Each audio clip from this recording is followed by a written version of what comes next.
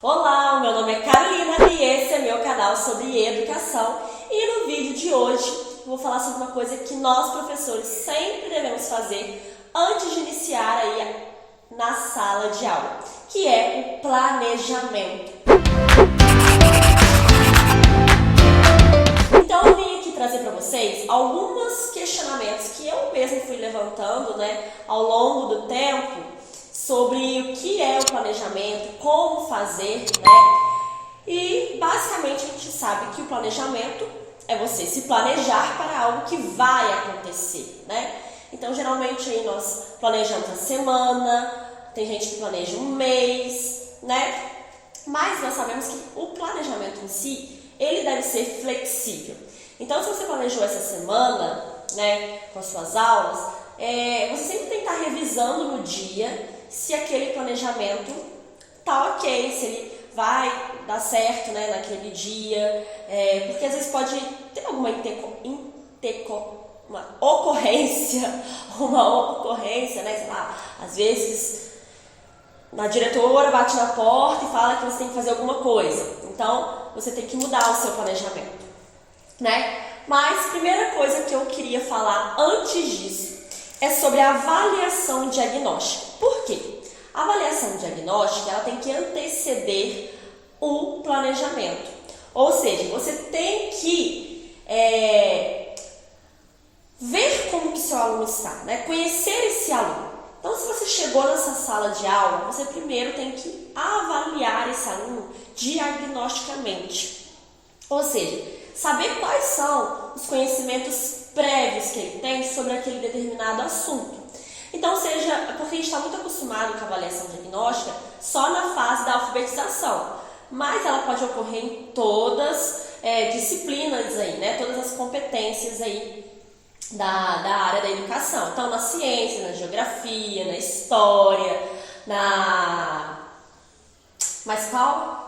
Português, matemática. Então, para você saber quais são esses conhecimentos que esse aluno tem. Então, você vai fazer uma avaliação que ela pode ser escrita, E pode ser também ali didática, pedagógica, mais movimentada, mais lúdica aí. Fica ao seu critério. Eu prefiro fazer uma avaliação diagnóstica mais dinâmica, Então, se eu vou trabalhar ciências, vou saber mesmo o que os alunos sabem sobre esse assunto. Vamos supor, vou falar sobre o corpo humano. O que eles entendem sobre esse assunto, Às vezes eu não preciso que ele escreva no papel o que ele entende sobre o corpo humano. Às vezes ele falar o que ele entende já me diz muito sobre ele, Sobre o que ele conhece, sobre os conhecimentos prévios que ele tem, ok? E aí, quando você faz essa avaliação diagnóstica, do aluno, aí sim você já sabe quem é o seu aluno, quais conhecimentos que ele tem, quais conhecimentos ele precisa adquirir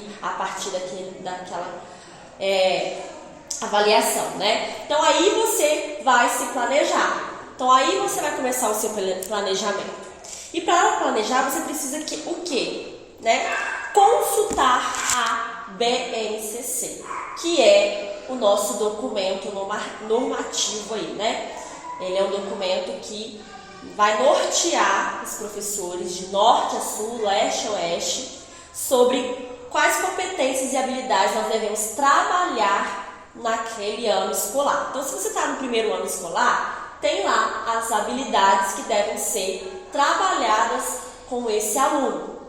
Então, a partir daquela habilidade, você vai construir o seu planejamento, Então, tem a habilidade 1 lá, Vamos supor assim.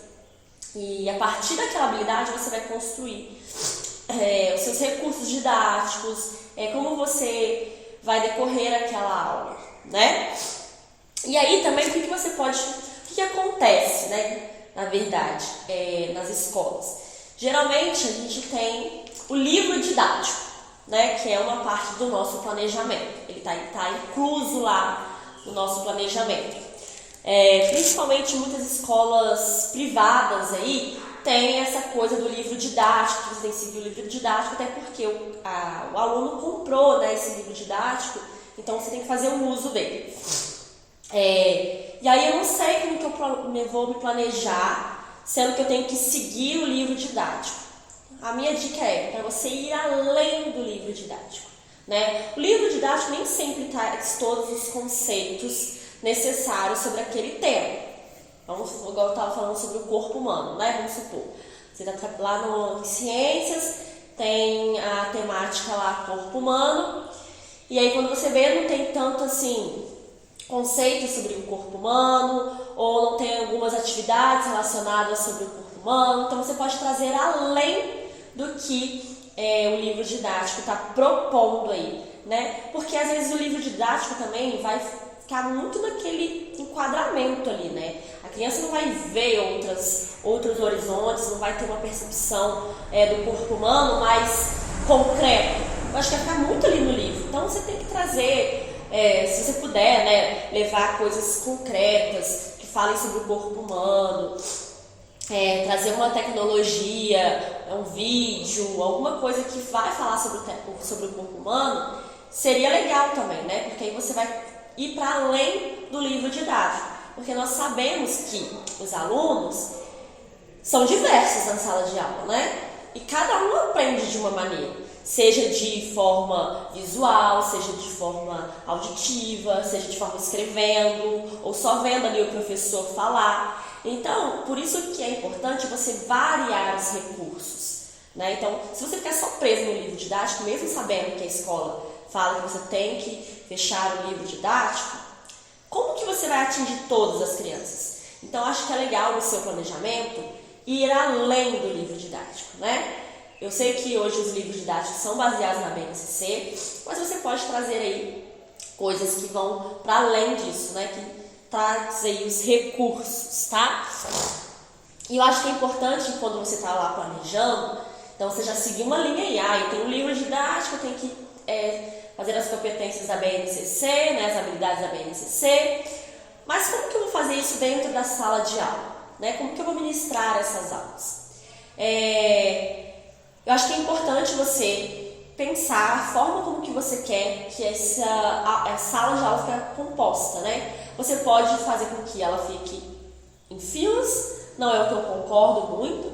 Eu prefiro que a sala fique em um círculo ou em U, né? Ou você pode fazer grupos produtivos também para trabalhar. Então você coloca grupos pequenos aí para estar na sala de aula, né? Porque eu acho que é importante dentro do seu planejamento ter essa possibilidade do aluno aprender com outro, né? Com outro aluno, uma criança aprender com outra criança. E não só você ficar lá, então eu planejei isso, e agora eu vou transmitir todos esses conhecimentos que eu coloquei aqui no meu caderninho para os alunos. Eu acho que não deve ser assim, né? Eu acho que você deve planejar, você deve escrever, você deve colocar as suas ideias aí, mas fazer com que os alunos também sejam protagonistas, né? Que eles também ensinem uns aos outros aí. É o que eu geralmente faço na sala de aula. Como que eu penso, né, de forma estrutural o planejamento? Em 3 momentos aí. Então, a introdução, o desenvolvimento e a síntese, né?